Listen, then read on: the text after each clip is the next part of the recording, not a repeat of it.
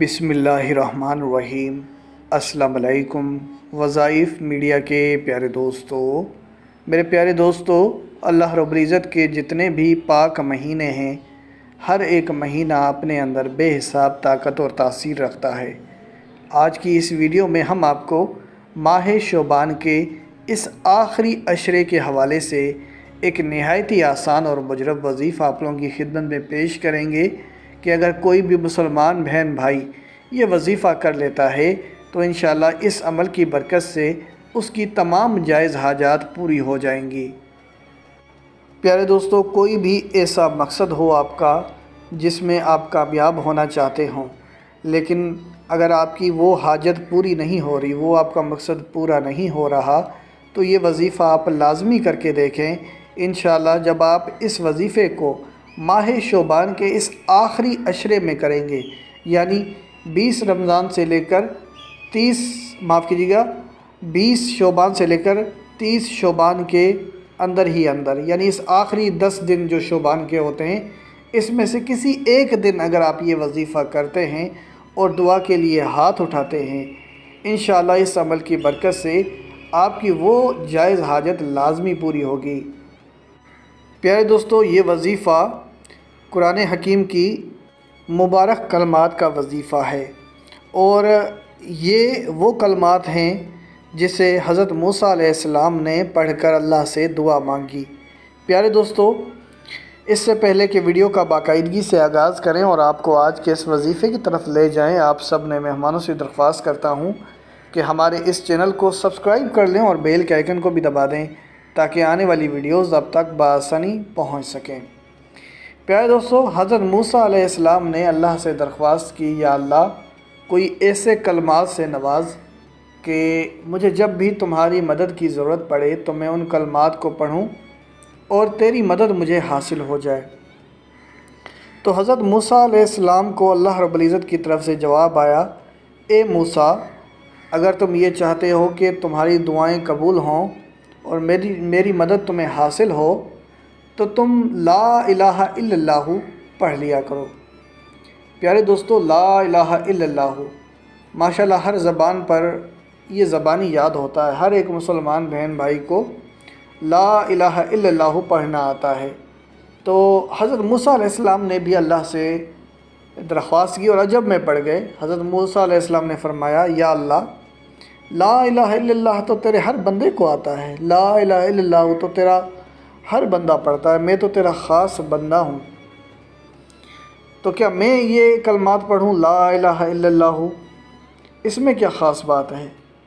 تو اللہ رب العزت نے فرمایا، اے موسیٰ، تم لا الہ الا اللہ کو کوئی معمولی کلمات سمجھتے ہو؟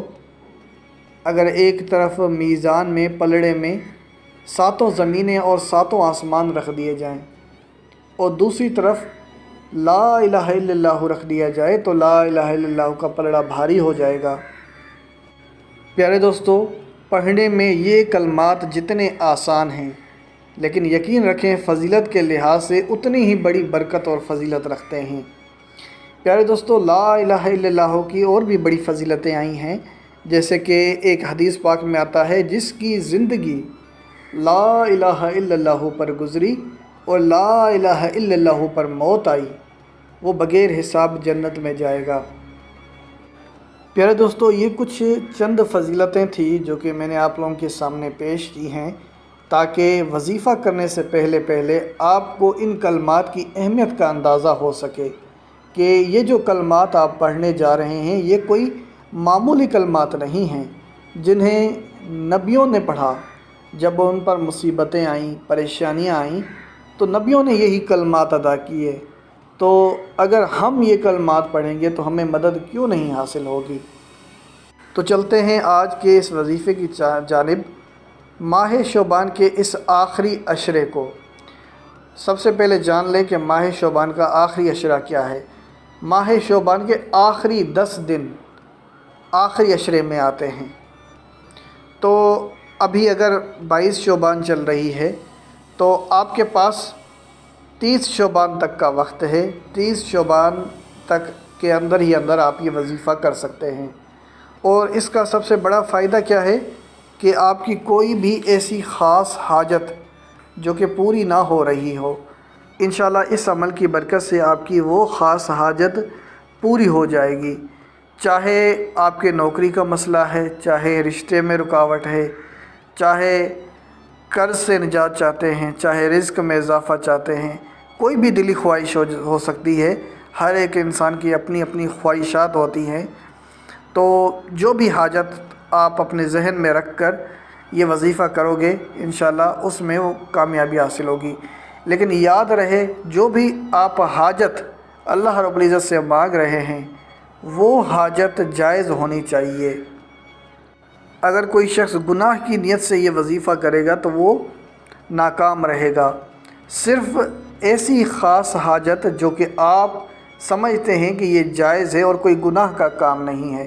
بہت سے لوگ لوگوں میں جدائیاں کروانے کے لیے ایسے وظائف کرتے ہیں، یا بہت سے لوگ لوگوں کو نقصان پہنچانے کے لیے یہ وظیفے کرتے ہیں، تو ایسا کرنے سے ان کو کامیابی کبھی نہیں ملنے والی۔ اگر صرف آپ اس نیت سے کرتے ہیں کہ آپ کی جائز خواہشات پوری ہوں تو ہی آپ اس وظیفے کو کریں۔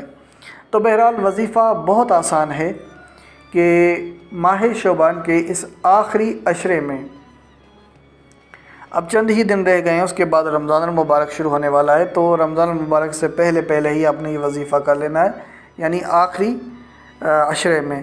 تو آپ نے کرنا یہ ہے کہ سب سے پہلے آپ 11 بار درود پاک پڑھو گے، اور اس کے بعد آپ 111 مرتبہ لا الہ الا اللہ پڑھو گے، لا الہ الا اللہ، اور آخر میں پھر آپ 11 بار درود پاک پڑھو گے۔ اب یہ وظیفہ بہت آسان ہے، ہر مسلمان بہن بھائی یہ وظیفہ کر سکتا ہے، کوئی مشکل آپ کو اس میں نہیں آنے والی۔ تو 11 بار درود پاک پڑھا اور 111 مرتبہ آپ نے لا الہ الا اللہ پڑھا، اور آخر میں پھر آپ نے 11 بار درود پاک پڑھ لیا۔ بس ایک چیز کا خیال رکھیں کہ یہ وظیفہ صرف پاکائی کی حالت میں ہی کیا جا سکتا ہے۔ خواتین کے لیے یہ ہے کہ مخصوص ایام کی حالت میں یہ وظیفہ بالکل بھی نہ کریں۔ تو جب آپ وظیفہ مکمل کر لیں تو اس کے بعد آپ نے اللہ رب العزت کی حمد و ثنا پیش کرنی ہے، اللہ رب العزت کی تعریف کرنی ہے۔ آپ اللہ رب العزت کی تعریف اس طریقے سے کر سکتے ہیں کہ اللہ کے پاک صفاتی ناموں کو پڑھیں، جیسے یا رحمان ہو یا رحیم ہو، یہ اللہ کی صفت کو بیان کرتے ہیں، اللہ کی تعریف کرتے ہیں۔ تو جب آپ اللہ رب العزت کی حمد و ثنا پیش کر لیں، اس کے بعد دعا کے لیے ہاتھ اٹھائیں کہ جو بھی آپ کی جائز حاجات ہیں، جو بھی مرادیں ہیں جو پوری نہیں ہو رہی، تو انشاءاللہ اس عمل کی برکت سے وہ حاجات، وہ مرادیں پوری ہو جائیں گی۔ پیارے دوستو، اسی کے ساتھ اجازت چاہوں گا، اپنا بہت سارا خیال رکھیں۔ اللہ حافظ۔